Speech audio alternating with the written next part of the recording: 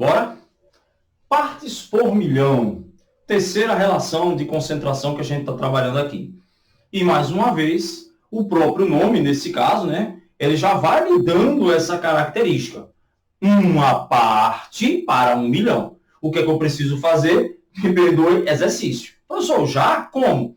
Fazer exercício para lembrar que quando você trabalha em ppm, assim como o título, eu faço uma relação de soluto em massa presente na solução ou o volume do soluto presente no volume da solução.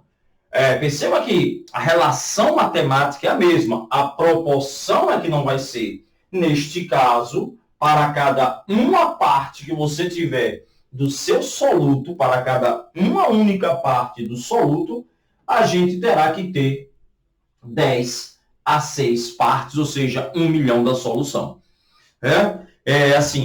Na prática, a gente usa ppm quando a quantidade de soluto presente em uma amostra ela é muito pequena. A gente chama de traços quimicamente. Se você olhar a quantidade de mercúrio que existe num rio, por mais contaminado que seja, não seria em título, não seria em porcentagem.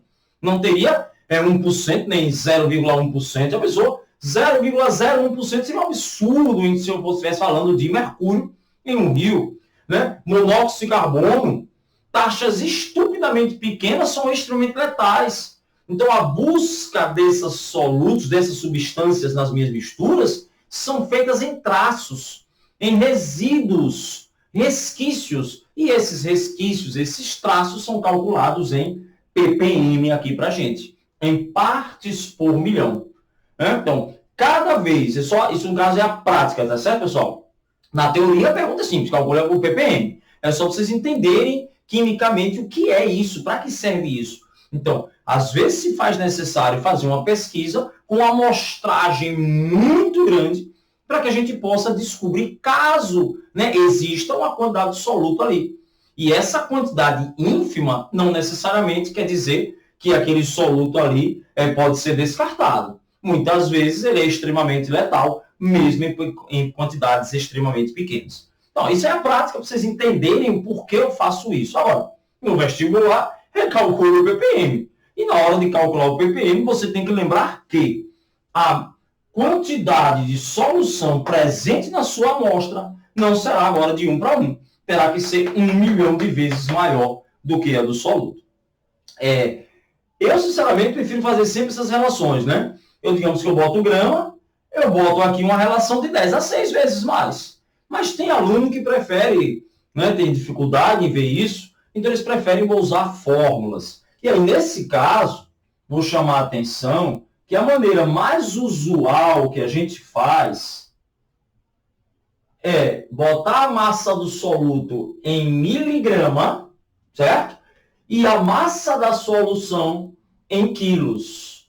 Por quê? Porque aí você já está fazendo uma relação direta. De novo, aí é para quem gosta de fórmula. Quem não gosta, você vai usar aqui uma relação de 1 milhão de vezes maior. Escolha a sua. Para quem já prefere tudo decoradinho, você usa a massa em miligramas aqui em quilos. Lembre que de miligrama para grama é 1.000, de grama para quilograma mais 1.000. Então, você vai ter 1 milhão de vezes maior. Então, às vezes, você encontra até em questões, o ppm é de 5 miligramas por quilo. Ou às vezes não fala nem que o ppm, a concentração é de 5 miligramas por quilo. Miligrama por quilo, 1 milhão de vezes. Então, eu tenho 5 partes do soluto para cada 1 milhão de partes da solução.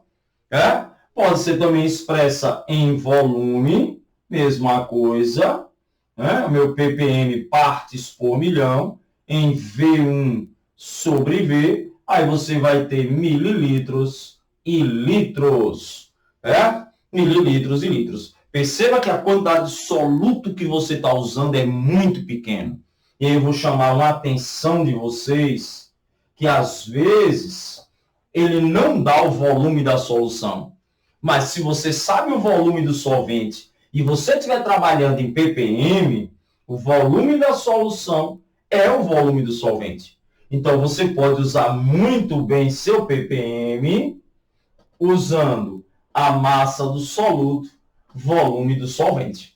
Professor, não entendi. Imagine você tem 1 litro de água, e você colocar uma pitada de sal. O volume não vai aumentar. Então, eu posso dizer que o volume da solução, quando estiver trabalhando em 1 milhão de vezes maior, é igual ao volume do solvente. Então, você pode calcular o seu ppm usando a relação de massa-volume. E o volume da solução, seu volume do solvente.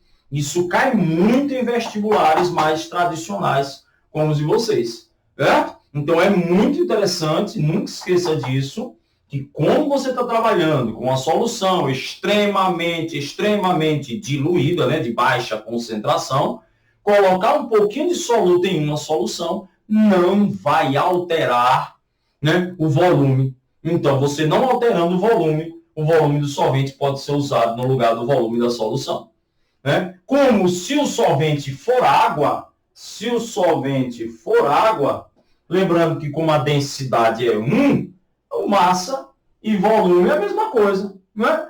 1 quilo, 1 litro, no caso da água, que geralmente é o solvente que a gente usa nos vestibulares, ok? Então, ppm, 1 para 1 milhão. Não posso esquecer disso. Ou em massa, ou em volume. Ou você faz essa relação matemática, ou pode usar por unidades. E aí fica a critério, logicamente, de cada um de vocês. Ok? Vamos lá? Espero que esteja tudo tranquilo, né? Terceira expressão de concentração.